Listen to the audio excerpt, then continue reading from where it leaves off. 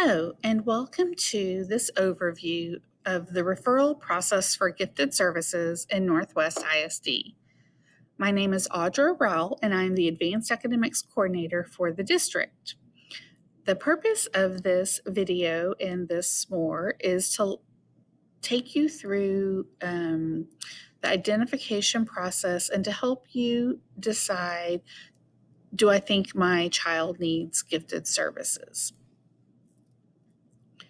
So before we delve into our process, I wanted to let you know about the Texas State Plan for the Education of Gifted and Talented Students. This document really provides guidance to all campuses and districts in Texas on how to implement gifted services. It states that gifted services provide self-directed learning, thinking, research, and communication, and that the students identified for these services are advanced in relation to students of similar age, experience, and environment. Students must qualify for services based on quantitative data, such as test scores, as well as qualitative data, such as referral information. If you want to dig deep into the state plan, you can click this link and it will take you to TEA's website where you can read more about the Texas State Plan and gifted services in Texas. So then the question becomes, is there a difference between gifted and a need for gifted services? So gifted is a term that's used in many different settings and contexts. For this conversation about your student in Northwest, we're going to avoid the term gifted and really focus on gifted services. And one isn't better than the other, much like you see the chocolate cake and the ice cream. They're both delicious, fabulous, yummy desserts, but they each may fulfill a different need. And so school districts are tasked with educating students, and gifted services are provided to students who have an instructional need beyond the scope of that general education classroom. Sometimes that might mean having more complexity or rigor added to the core curriculum, like they're going to extend a science lesson or extend this math unit on fractions. Well, a GT specialist will often work with the elementary classroom teacher to develop those extension and enrichment activities. But sometimes a student needs more than the extension and enrichment in the general education classroom. Sometimes a student needs to be pulled out to go to the Gates classroom with that GT specialist, where they work on a variety of activities, including understanding who they are as gifted learners, working on that critical and creative thinking, executive functioning skills, delving deep into research. And that's what we mean when we talk about gifted services. Does your student need, is there an instructional need to that degree? Sometimes it might not be gifted services that your child needs, but it's acceleration that they might need, where they go beyond the grade level in content.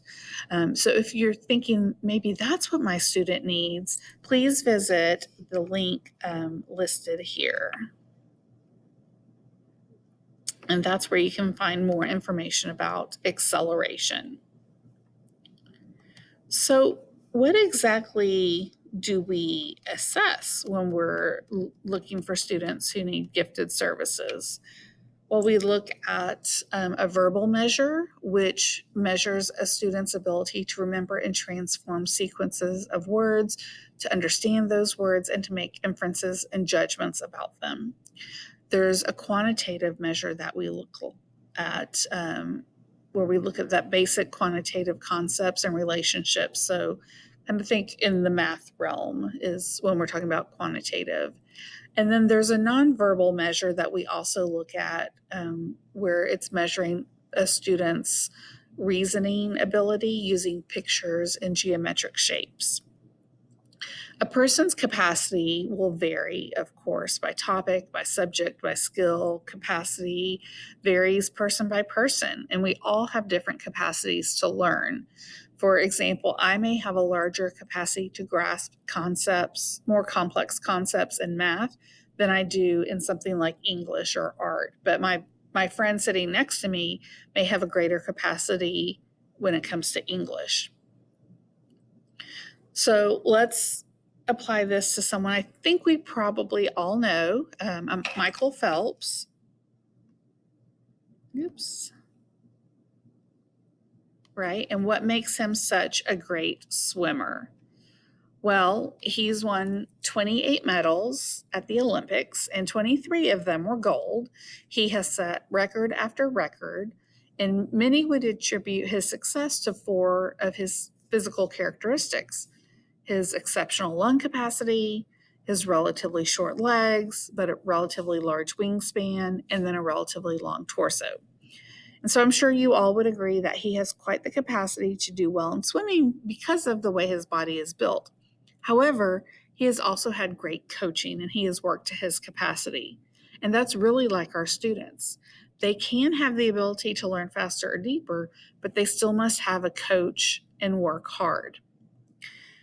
Now, ask yourself this: what if I had his coach, right? Would you, if you had Michael Phelps's coach, would you be an Olympic swimmer? Would you have all those gold medals? Maybe, but I can tell you I would not. I certainly don't have his capacity for swimming, so I wouldn't even need his coach.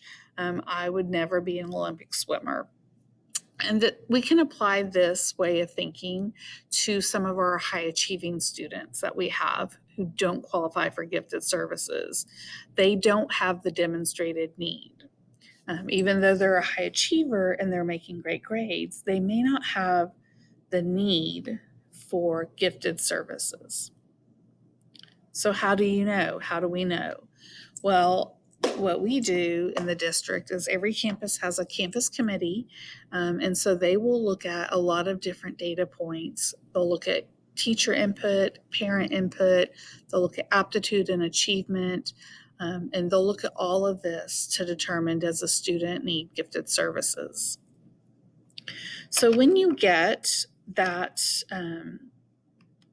when you get the results and that information back, you'll see scores that are reported as percentiles. And that's a question we get quite a bit. Well, what is a percentile?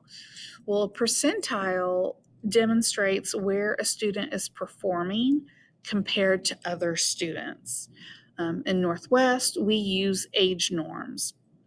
Because remember, the Texas State Plan talked about we consider students who are advanced when compared to others of the same age, experience, or environment. So we will look at age norms.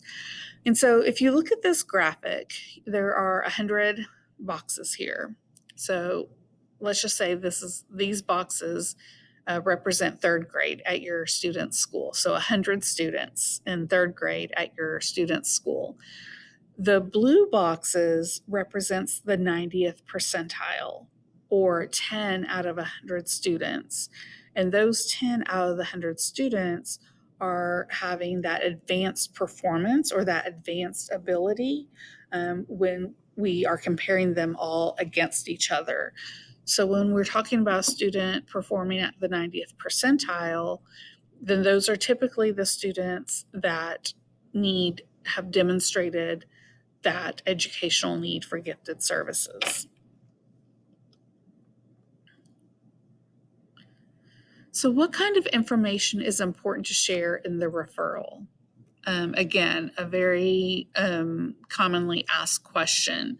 And if you click here on this link, it will actually take you to a list of characteristics that can help you determine if your child has a need for gifted services. And it's really important when you are making that referral that you share not just the characteristics, but examples of those characteristics, and really paint a picture for the campus committee to know who your child is and why they might need this service. What is not helpful? Here are a few things.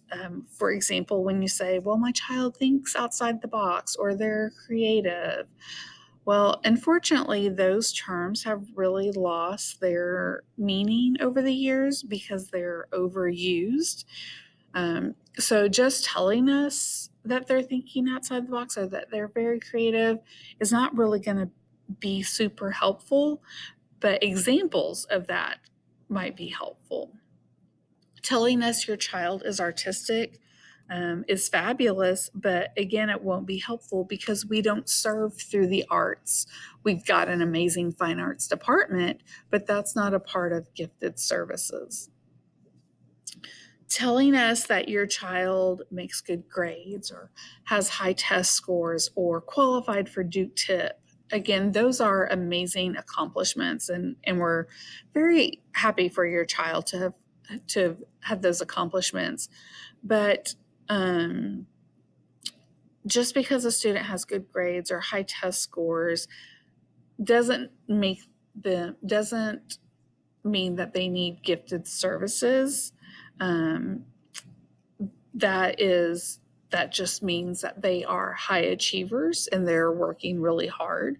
And it doesn't necessarily mean that they need gifted services. Um, Same thing with, oh, but they've won all these awards. Well, what have they won those awards for? For leadership, for character, for baseball, or for dance? That's great. And we're so proud of your kids. But again, that's not demonstrating a need for the gifted services that we provide. And we often hear, oh, well, my child would thrive or they would really benefit. Well, they may thrive or benefit, but the services are designed for students who have shown us they have a need for them. And then the last thing that we often hear is, well, my child is bored in class. And if your child is telling you this, then we encourage you to dig deep with your child and figure out, well, what does this really mean? Because when a student says they're bored, it can really mean a lot of different things. Maybe they're disengaged or they're overwhelmed or disinterested. It can mean a lot of different things. So dig deep to figure out what that is, and then maybe reach out to that classroom teacher to discuss those concerns. All right, so how do I refer my child? Now that I've read through this, now that I've watched the video, I think my child does need gifted services. What do I do? Well, here in a minute, I'm going to show you a link, and the link will take you to another Smore that gives you really specific details about our testing protocols, the guidelines, the timelines, results, and all that. Before you start the referral process, though, you will need your student's ID number. It's 7 digits. If you don't have it, you can get to it by accessing the Home Access Center. And then you're also going to be asked to provide us information about your child and about those learning characteristics. So you might want to think about that and kind of prepare that information before you actually start the form. So once you're ready, once you have all that together, you're going to click here, right? And this will, again, take you to a Smore that really outlines the whole timeline and what your role will be. And then it'll take you through that process. You'll complete a referral. The GT specialist at your child's campus will get that referral and then reach out to you with next steps. So some more frequently asked questions.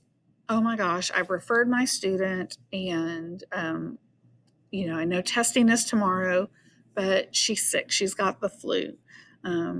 Is she going to be able to make it up? Yes, we will schedule, each campus will schedule makeup testing as time is available. And that student will stay on the GT specialist testing list until he or she has been tested. Well, my student was actually tested a couple of years ago. Do I need to have her retested? No, we do not retest students once they are qualified. The exception to that is in second grade. As a district, we universally screen all second graders. They all take the COGAT.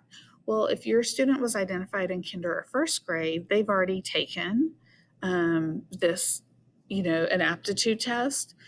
So, so they will be taking it again, but it won't impact their services. It really just gives us an updated score. I had my kid tested a couple of years ago. Can I test her again? Yes, you absolutely can refer her again. We have 2 testing opportunities every year. And so you can always refer your child to be tested a second time if you'd like. But one thing to consider is really think about your child's instructional needs and his or her response to potentially testing and not qualifying. Sometimes students internalize this as a failure on their part because they don't understand the nature of the assessment and the process. So just really, keep that in mind as you make these decisions. So that brings us to the end. Hopefully, this has helped give you an overview of what it means to need gifted services in elementary in Northwest ISD. If you have any questions, you can reach out to either me, Audra Rowell, or reach out to the GT specialist at your child's campus, and we would be happy to talk through the process with you just a little bit more.